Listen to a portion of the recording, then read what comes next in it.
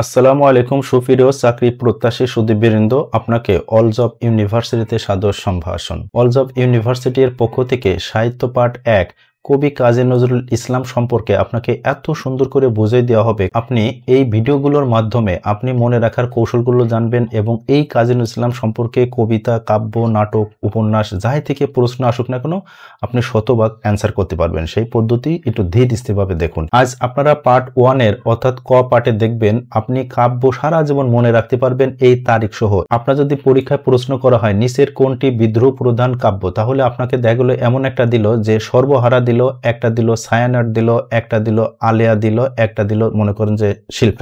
তাহলে এই চারটার ভিতর কোনটা আপনার সঠিক বিদ্রোহ প্রধান কাব্য, এটা মনে রাখার কৌশল এবং এই তারিখগুলো মনে রাখার কৌশল এই পাঠে সুন্দর করে দেখুন আপনি এই বিদ্রোহের বয়রসী অথবা এই বটা মনে রাখবেন। তাহলে দেখুন এই যে অগ্নিবাণী, এই বাণীর ভিতর এই যে ব আছে, তাহলে অগ্নিবাণী কি প্রধান কাব্য? বিদ্রোহ প্রধান কাব্য। বিষের বাসী এই যে বয়রসী আছে এবং এখানে ব আছে, তাহলে এটা কি প্রধান? বিদ্রোহ প্রধান। এখানে দেখুন ভাঙ্গার গান, এইটা মনে রাখার একটা কৌশল। এখানে ভাঙ্গে, মানুষ বিদ্রোহ করলেই তো কোনো কিছু ভাঙ্গে, তাহলে আপনার এই বিদ্রোহ করার রূপভেদটা আপনি মনে রাখবেন। মানুষ বিদ্রোহ করলে কি করে?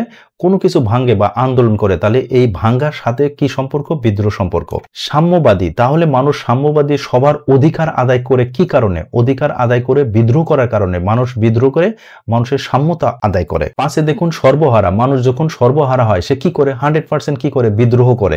তাহলে আপনি বিদ্রোহের সাথে এই সর্বহারা মনে রাখবেন। দেখুন ছয়ে বলা হয়েছে ফণী মনসা। এই ফণী মনসা মানে কি? ফণী মানে হলো সাপের ফণা, আর মনসা হলো সাপ দেবীকে বলা হয়। তাহলে মানুষ সাপ ফণা ধরে কি কারণে? যখন কোনো মানুষ তাকে অত্যাচার করে তখন সে বিদ্রোহ করে, অর্থাৎ এই ফণা ধরে। তাহলে ফণী মনসা কোন ধরনের কাব্যগ্রন্থ? বিদ্রোহ প্রধান কাব্যগ্রন্থ। এবার জিনজির, দেখুন জিনজির মানে হলো মানুষের খাঁচা থেকে বের হয়ে, মানুষের খাঁচা থেকে বের হয়ে আসার কারণে মানুষ কি করে?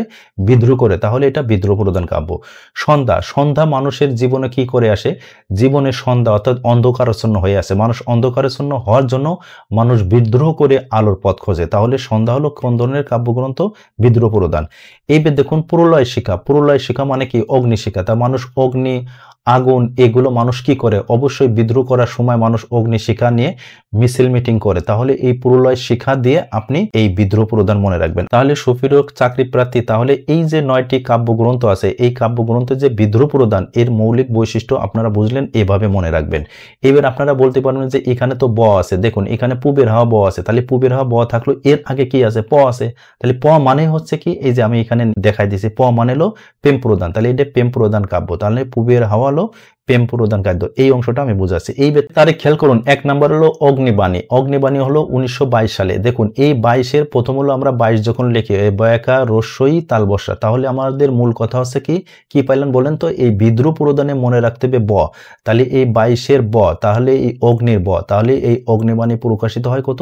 1922 সালে। এভাবে মনে রাখুন। 2 নম্বর হলো এই বিদ্রোহ প্রধানে বয়রসী দ্বারা আমরা বিশের বয়রসী পেলাম এবং এখানে বাসের ব পাইলাম, আর এখানে দেখুন এখানে প্রকাশিত হয় 1924। তাহলে এখানে কয়টা ব পেলাম? এখানে 2টা ব। তাহলে এই 4টাকে যদি আপনি এই 2 শূন্যর মতো একটু ঘুরাই লেখেন, তাহলে দেখুন যে এই 24 হয়। তাহলে বিশের বাসী প্রকাশিত হয় 1924 সালে। এভাবে একটু কৌশলে মনে রাখলে আপনার পরীক্ষাতে কুইজ বা আপনি লিখিত পরীক্ষায় পাশ করা খুব ইজি। 3 নম্বরে ভাঙ্গার গান। এইটা ভাঙ্গার গান মানে কি? দেখুন ওই যে এই প্রথমটা 1924 সালের এই কথাকে অর্থাৎ 2টা শূন্যকে ভেঙে একটা করা হয়েছে, তার মানে 1924 সালে হলো এই ভাঙ্গার গান প্রকাশিত হয়। সাম্যবাদী, সাম্যবাদী মনে রাখতে হবে 1925 সালে, কারণ এইগুলো পরপর তারিখগুলো প্রকাশ হওয়ার পর এইটা আসে। ফণী মনসা, ফণী মনসা 1927 সালে প্রকাশিত হয়। এইটা মনে রাখবেন। ফণী মনসা মানে কি? মানে হলো সাপ মানুষকে ধ্বংস করে, তাহলে ধ্বংস হলো, সাত হলো নরক বা ধ্বংসের একটা প্রতীক। তাহলে এই সাত দ্বারা আপনারা মনে রাখবেন ফণী মনসা মানে কি? সাপের দ্বারা মানুষের ধ্বংস হলে সে অর্থাৎ সে ধ্বংস হলো, সাত হলো। জিনজির, জিনজির এটা 28 সালে। মনে রাখতে হবে সন্ধ্যা, সন্ধ্যা বলতে মানুষের জীবনের সন্ধ্যা ঘনে, তার মানে একটু যেমন সন্ধ্যার পরে কি হয়? রাত হয়, তার মানে একটু সংখ্যা 19-20 হয়, তার মানে এই সংখ্যাটা মনে রাখলে এই সন্ধ্যা মনে রাখতে পারবেন।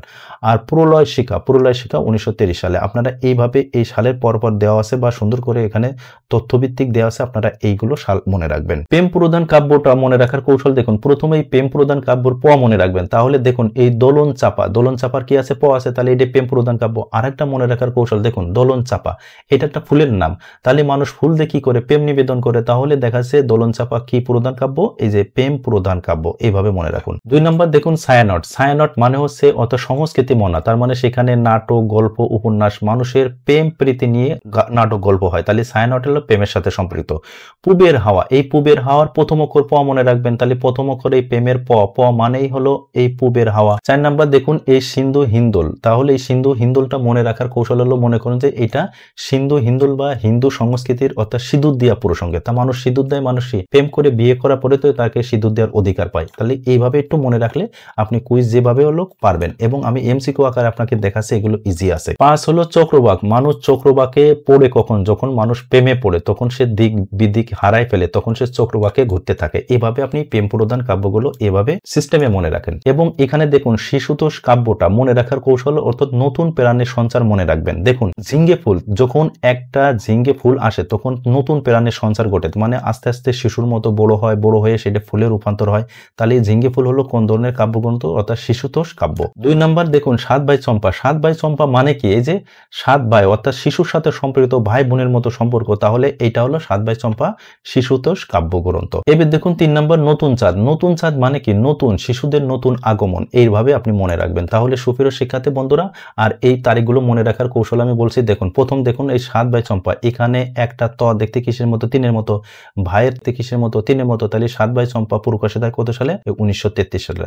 আর বাকিগুলো আপনারা একটু খেয়াল করবেন। আর সুপ্রিয় শিক্ষার্থী বন্ধুরা, এই মনে রাখার কৌশলটা আপনারা কিভাবে শিখলেন দয়া করে আমাদের এই ইউটিউব এবং ফেসবুক পেজে কমেন্ট করে জানান। আপনাদের কমেন্টের উপর ভিত্তি করে তথ্যগুলো আরো উপাত্ত দিব। আর সুপ্রিয় শিক্ষার্থী বন্ধুরা, যারা আমাদের ইউটিউব চ্যানেল থেকে অল জব ইউনিভার্সিটি দেখছেন, দয়া করে আমাদের ইউটিউব চ্যানেলটি সাবস্ক্রাইব এবং অল বাটন প্রেস করে রাখুন। আর যারা ফেসবুক পেজ থেকে দেখছেন, দয়া করে এটা লাইক ফলো শেয়ার করে আমাদের সাথেই থাকুন।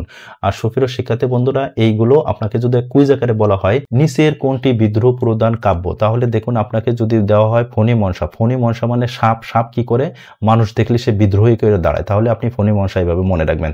তখন আপনাকে যদি এই চক্রবাক দেয়, তা চক্রবাক মানে কি, সে দিশাহীন ভাবে ঘুরছে, মানুষ দিশাহীন ভাবে ঘুরে কিন করে প্রেমের জন্য, এই জন্য প্রেম প্রধান কাব্য হচ্ছে কি চক্রবাক। আবার যদি বলা হয় 7 ভাই চম্পা, 7 ভাই চম্পা কিসের সাথে সম্পর্ক, অর্থাৎ শিশু ভাই বোনের সাথে সম্পর্ক, তাহলে 7 ভাই চম্পা হলো শিশুতোষ কাব্য প্রধান। তাহলে আপনি এইভাবে কাব্য প্রধান মনে রাখুন। কবি কাজী নজরুল ইসলাম সম্পর্কে যে কোনো প্রশ্ন আসলে আপনি এই কৌশলে আয়ত্ত করবেন। আর সাল যেভাবে দেখাইছি আপনি এইভাবে কৌশলে আয়ত্ত করেন। তাহলে এই ভিডিওটা আরেকবার দেখুন। সুপ্রিয় বন্ধুরা, আমি এইগুলো মনে রাখার কৌশল এবং তারিখ সাল কিভাবে বলছি এটা মনে রাখুন এবং এইভাবে কৌশলে আয়ত্ত করেন। তাহলে আপনাকে যেভাবেই হোক কবি কাজী নজরুল ইসলাম সম্পর্কে আপনার কাব্য সম্পর্কে প্রশ্ন আসলে আপনি তারিখ এবং কোন ধরনের কাব্য সেটা অ্যান্সার করতে পারেন। সুপ্রিয় বন্ধুরা, আপনারা এইভাবে কৌশলের সব পড়াগুলো মনে রাখার জন্য পরের পাঠ দেখুন এবং সেই প্রত্যাশা রাখি আপনারা সুস্থ ভালো থাকুন। আল্লাহ হাফেজ।